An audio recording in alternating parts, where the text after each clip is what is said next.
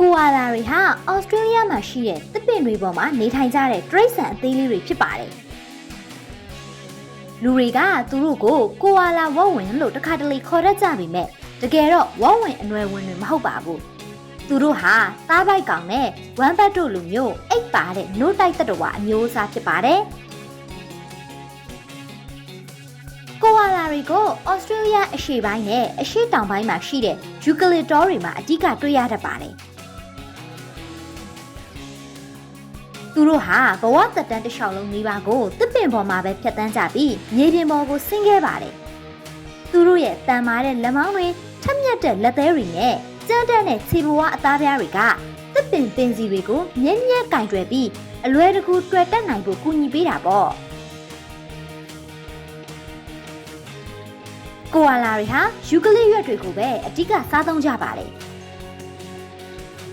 ဒီအရွက်တွေဟာဝါးရခတ်ပြီးစွမ်းအင်ဓာတ်နည်းတဲ့အပြင်အခြားတိရစ္ဆာန်အများစုအတွက်အစိတ်အတောက်အနည်းငယ်ဖြစ်စေနိုင်ပေမဲ့ကိုအာလာတွေမှာတော့ဒီအစိတ်တွေကိုခြေဖြတ်ပေးနိုင်တဲ့ဘက်တီးရီးယားတွေပါတဲ့အထူးအစာချေစနစ်ရှိလို့ရှင်သန်နိုင်ကြတာပါ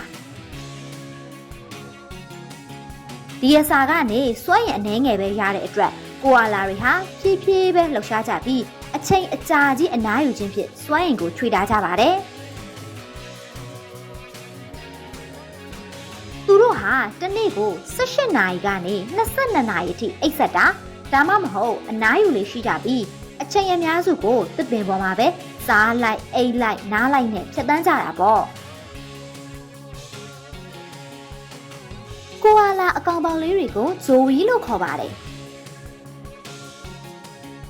ဇိုဝီလေးတွေမွေးဖွားလာကြမှာအလွန်သေးငယ်ပြီးကိုခန္ဓာအစိပ်ပိုင်းတွေအပြည့်အစုံမဖွံ့ဖြိုးသေးပါဘူးအဲ့ဒီနောက်မိခင်ဖြစ်သူရဲ့သားပိုက်အိတ်ထဲကိုတွားသွားဝင်ရောက်ပြီးအန်ရီကင်းကင်းနဲ့လာပေါင်းများစွာနိုးဆုပ်နေထိုင်ပါတယ်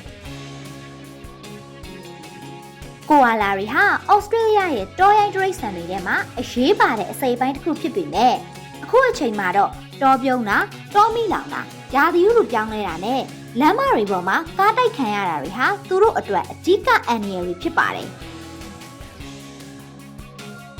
ဒီပြဿနာတွေကြောင့်ကိုအာလာတွေကိုဩစတြေးလျနိုင်ငံရဲ့ဒေသအတော်များများမှာမျိုးသုံးလူနီးပါးအန္တရာယ်ရှိတဲ့မျိုးစိတ်အဖြစ်တရားဝင်သတ်မှတ်ထားရပြီးအချို့ဒေသတွေမှာသူတို့ရဲ့ကောင်းရည်ဟာဇက်တိုက်လျော်နေစေဖြစ်ပါတယ်